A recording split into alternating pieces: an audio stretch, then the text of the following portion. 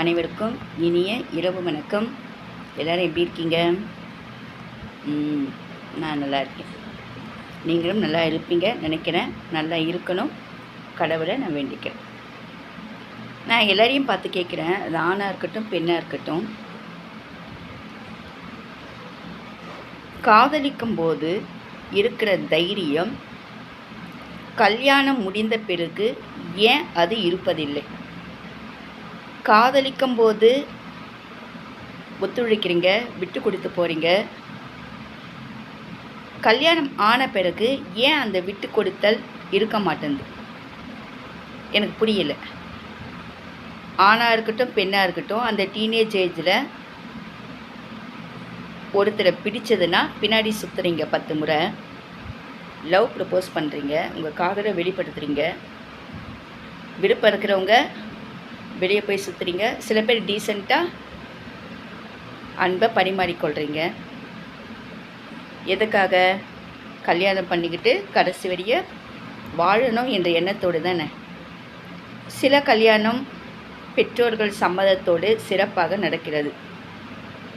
சில கல்யாணம் ஒரு வீட்டு சம்மதத்தோடு இன்னொரு வீட்டு எதிர்ப்போடு நடக்கும். சில கல்யாணம் 2 வீட்டு எதிர்ப்போடு ஃப்ரெண்ட்ஸு மூலமாக நடக்கும். எது நடந்தாலும் காதலிக்கும் போது நீங்கள் பேசுவீங்க இல்லையா?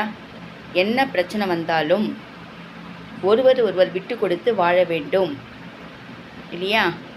நான் உன்னை கைவிட மாட்டேன், நீ என்ன கைவிட மாட்ட கூடாது அப்படின்ட்டு ஒருத்தர் பேசி தான் பழகுவீங்க. அப்போ இருக்கிற தைரியம் ஏன் கல்யாணத்துக்கு அப்புறம் இருக்கிறது இல்லை? சரி, அந்த மேட்டருக்கு நான் அப்புறமேட்டு வரேன். இவ்வளோ ஒரு ஆணாக இருக்கட்டும் பெண்ணாக இருக்கட்டும், இவ்வளோ வாக்குறுதிகளை அந்த பெண்ணுக்கோ அந்த ஆணுக்கோ கொடுத்துட்டு ஏதோ ஒரு பிரச்சனையால் எப்படி உங்களால் கழட்டி விட்டுட்டு அடுத்த லவ்வை தேடி போக முடியுது? உங்களுக்கு மனசாட்சி இடம் கொடுக்குதா? தப்புன்னு தோணலையா உங்களுக்கு?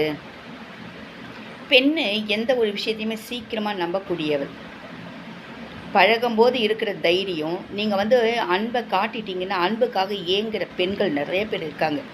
அப்படி இருக்கும்போது ஒரு ஆண்மகன் ஒரு பெண்ணிடம் அன்பு காட்டும்போது சீக்கிரமாக வசியமாகிறாள், வசப்படுகிறாள். அப்போ அதை எப்படி உங்களால் ஏமாற்றணும்னு உங்களுக்கு அந்த மனசு வருது? அதே தான் நான் பெண்ணை பார்த்து கேட்குறேன். ஒரு ஆண் பின்னாடி சுற்றுறீங்க, ப்ரப்போஸ் பண்ணுறீங்க. உங்கள் வீட்டு சூழ்நிலை உங்களுக்கு நல்லாவே தெரியும். காதல் உங்கள் வீட்டில் ஏற்றுக்கொள்வார்களா ஏற்றுக்கொள்ள மாட்டார்களா தெரிஞ்சு தான் நீங்கள் பழகணும். தெரியாதுன்னு தெரியும், ஏதோ கொஞ்ச நாள் பழகிட்டு விட்டுடலாமே அப்படின்றப்ப தான் பிரச்சனைகள் தலை தூக்குது இல்லையா? அதனால் காதலிக்கும் போது ஒரு முறைக்கு பல முறை யோசித்து கடைசி வரையும் உங்களால் பழகி வாழ்க்கையில் ஜெயிக்க முடியும்னா காதலிங்க.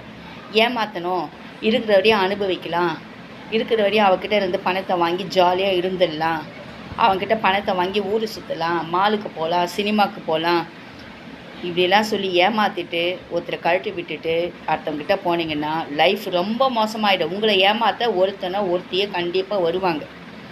அதனால் லவ் பண்ணால் கல்யாணம் பண்ணிவிட்டு வாழ முடியும்னா வாழுங்க, இல்லாட்டி பண்ணாதீங்க. அவங்க வழியை பார்த்தினா அவங்க போங்க. புரியுதா உங்களுக்கு? இன்னொரு பதிவில் சுவாரஸ்யமான ஒரு விஷயத்தை நான் சொல்கிறேன். ரொம்ப மோசமாக போயிட்டுருக்கு உலகம். படிச்சிருந்தும் பெண்ணாக இருக்கட்டும் ஆணாக இருக்கட்டும் முட்டாளாக தான் இருக்காங்க. அனுபவமே சிறந்த ஆசன். பெரியவங்க சொன்னால் கூட எடுத்துக்கிறது கிடையாது. நல்ல ஜாலிக்காக லவ்ன்றது இப்போ ஜாலியாகி போச்சு. Living together. நாகரிகம் இல்லாத வாழ்க்கை. என்னவோ போங்க, பார்த்துங்க லைஃப்பை.